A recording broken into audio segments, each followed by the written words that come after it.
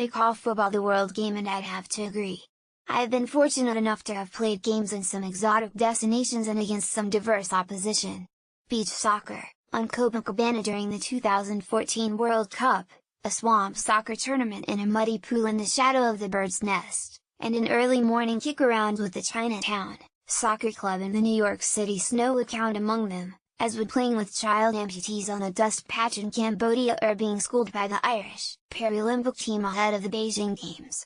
But none of them compared to playing in the North Korean National Stadium. That's exactly what Hong Kong have to look forward to on March 27th when they visit Pyongyang with a place at the Asian Cup on the line. The stakes are high for both sides, winning there through to next year's tournament in the UAE in January.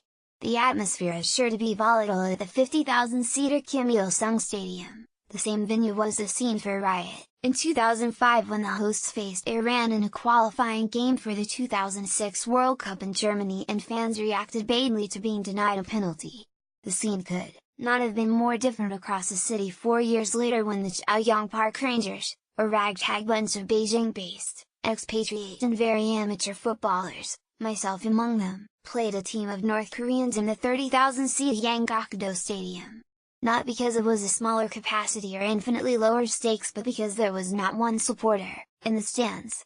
Not many from Hong Kong will be in the stands on March 27th either.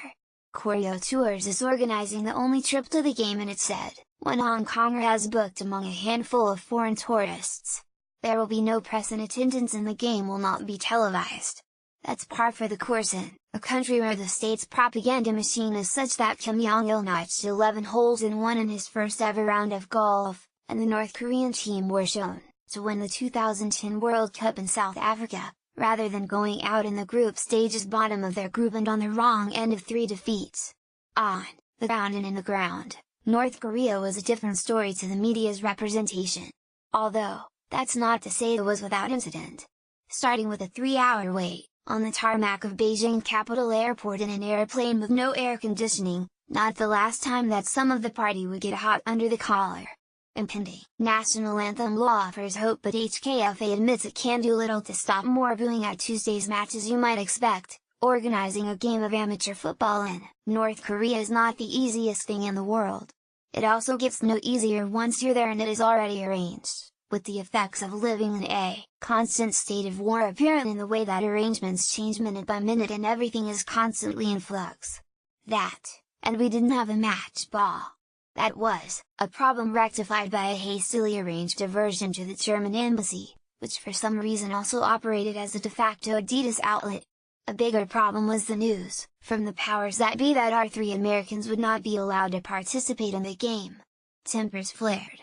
Hong Kong relief as AFC steps in to resolve Malaysia North Korea Asian Cup qualifying dates as news kept changing, of course, right up until kickoff when it was deemed a special exception to allow them to play. Even then we were a man short and had to rope in the tour companies in turn to get to a full team. The opposition, made up of a mix of former members of the national team and sports students, had no such issues with a squad of about 40 there to make sure that North Korea triumphed on National Day. We opened the scoring, although my plans to channel Castleton Gabriel's player Matthew Russell's goal celebrations by jumping in the stands and applauding it were scuppered by a running tracking a 15-foot high concrete wall. After that it was all the hosts, tired legs, a lack of subs and generally being very bad at football all contributing to an 85 win for hosts in a game that was the epitome of a friendly match, with everyone involved seemingly delighted to be there and even more delighted to enjoy a post-game beer in the August sun. Even the groundsman, who spoke some English, was delighted to have more, albeit poor, foreigners on his field and was very keen to know what we thought of his pitch after the game. This was the ground where North Korea had played their penultimate World Cup qualifier, a 0-0 draw with Iran that moved them a point closer to South Africa, the country's second World Cup after playing in England in 1966. After the game we were introduced to the goalkeeper of that original World Cup squad in the lobby of our hotel. We may have lost, and handsomely at that, but it was an experience to remember and one that would only come around through the football.